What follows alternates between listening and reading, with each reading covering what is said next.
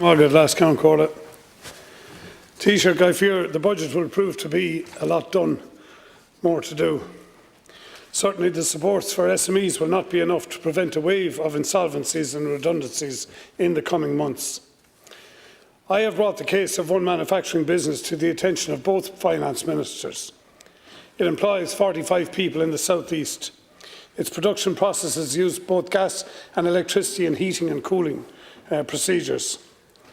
Its energy bill has rocketed from €8,000 a month to €45,000 per month.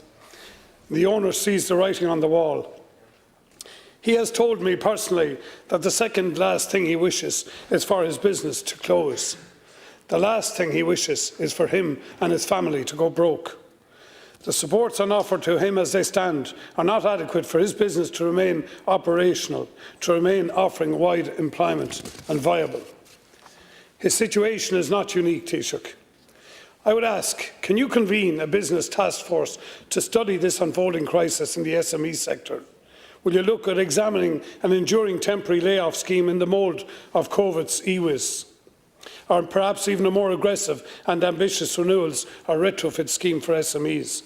And can we look to segment the energy supports to ensure that particularly the agri-food producers who consume huge amounts of energy and production can be additionally supported? Something needs to be done, Taoiseach.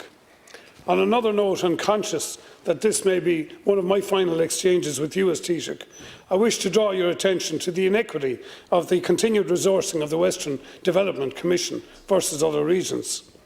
The West is now awake, and it is one of the strongest performing regions of Ireland. The Midlands, Borders and the South East are the economic laggards. To thrive and deliver on the programme for government's aspiration for balanced regional development, these regions need the strategic regional thinking and resourcing that a WDC has delivered to the West for a generation. I look at the miserly outrun of capital spending in the South East as a case in point.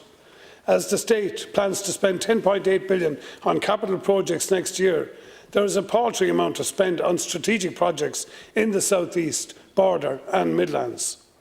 These regions need the form of conceptual thinking, the strategy development based on deep applied research and regional cohesion that the Western Development Type Commission structure offers. It is indefensible, Taoiseach, to me and to many that we see a continuing funding of the WDC while depriving other regions who need these resources so badly being ignored. First of all, thank you for raising the twin issues of South East economic development and enterprise development and the issue around general business supports in the current energy crisis. The government has introduced or is introducing a temporary business energy support scheme as announced by Minister O'Donoghue in the budget. And that scheme will be open to businesses that carry on a case of one trade, are tax compliant and have experienced a significant increase in their natural gas and electricity costs. Be administered by the Revenue Commissioners, as you know, operate on a self-assessment basis, and businesses will be required to register for the scheme. It's proposed the scheme will operate by comparing the average unit price for the relevant bill period in 2022 with the average unit price in the corresponding reference period in 2021. And once eligibility criteria are met, the support will be calculated on the basis of 40% of the amount of the increase in the bill amount.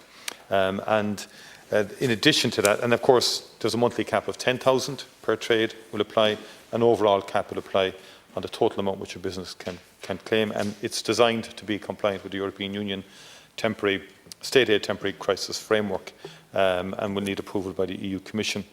In terms of, and then there's a range of other business supports, and I don't know whether the particular company that you referenced would, come under the Enterprise Ireland scheme, which will be the 200 million targeted Ukraine enterprise crisis scheme to assist viable but vulnerable manufacturers and exporters. And there's a 1.2 billion state-backed Ukraine credit guarantee scheme that's there for SMEs, primary producers, and small and mid-cap businesses with fewer than 500 employees. There's a new growth and sustainability investment loan scheme. And then there's 4 million gone to the local enterprise office network to include a new capital grant for micro-enterprise for energy efficiency, and so forth. In relation to the South East and the Western Development Commission comparison, again, I would say that employment in the South East has grown by 8.6%. in the last year.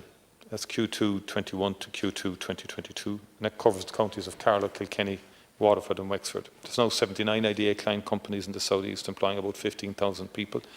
In June, the sod was turned on the Glanbia Co-op and Royal Airware's 200 million continental cheese facility at Bellevue. And that strategically important national project would support the incomes of over 4,500 family farms, 80 jobs and 400 construction jobs in the South East will be created. Over 6,000 people are employed in around 100 Enterprise Ireland client-based companies in County Waterford, and the local enterprise office also supports 1,000 jobs. And you know yourself, there's been very significant investments announced in the last 2 years now on the IDA front. Airgen investing 12 million in its manufacturing facilities in Waterford City. Bosch and Lamb last July in 21, a 90 million investment in expanding its manufacturing operations in Waterford. Infosys, again, 250 jobs in state-of-the-art delivery centre, and Public Relay, US communications analytics firm, also establishing in Waterford. So I'll come back to you in the supplementary. Taoiseach, I gave a range of metrics this morning at the Enterprise Committee on the real performance of the South East. I haven't got the time to go through them here, but unfortunately they don't tally with what you have described there. What I would say is the supports that government are offering to the SME sector in particular are not enough. And a lot done, as I said, but they will not be enough to hold back a wave of insolvencies and redundancies over what is essentially a geopolitical issue, but is going to take out good competitive businesses, and their employees are going to be the victims also. In relation to the WDC, I would say its job is largely done. I'm not looking to see it scrapped. I'm actually looking to see something that has been really, really successful brought to play in other regions. And I think some of the problems that are outlined there in relation to the border are essentially got to do with regional issues around there. But Taoiseach, I think we have to look at this. I asked the Taoiseach this morning, would he consider this? He has opened the door to considering it. I think, as I say, this needs to be done. If we are going to put regions on par, we must have similar bodies to support their economic and policy development into the future. I think we need to do it proper. I mean, there is a regional enterprise plan has now been put in place for the South East. So I think we need to analyse more deeply the factors that give rise to the growth in given regions. I mean, the medtech cluster in the West has probably been one of the more significant developments, based a lot on research and development at University College Galway, and then if you connect down to the Midwest with UL and Limerick.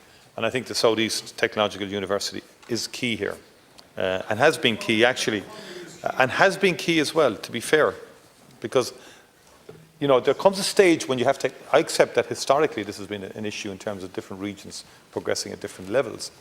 But what I've announced there is very significant FDI investment in Waterford and in the South East more generally. That will grow, and it's very strong. I mean, Horizon Therapeutics, 350 jobs announced recently, as you know. So all of those matter, and I think will have impact. And as we expand the South East Technological University, I think it will have a very key role to play, I think, in the enterprise side of it. There is infrastructure and has been allocated through URDF and so forth. Now, there's been issues on the private sector side there that was not the fault of the state, but that funding is still in place for the local authority there and for the region and for Waterford itself. And there is a regional steering committee that's been formed to implement the regional enterprise plan. So you just need to be careful that we just don't keep on creating bodies and bodies and bodies, rather than analysing the factors that will give rise to continued growth and development in Waterford. And I would be open to having that analysis, and you know, different approaches work for different regions.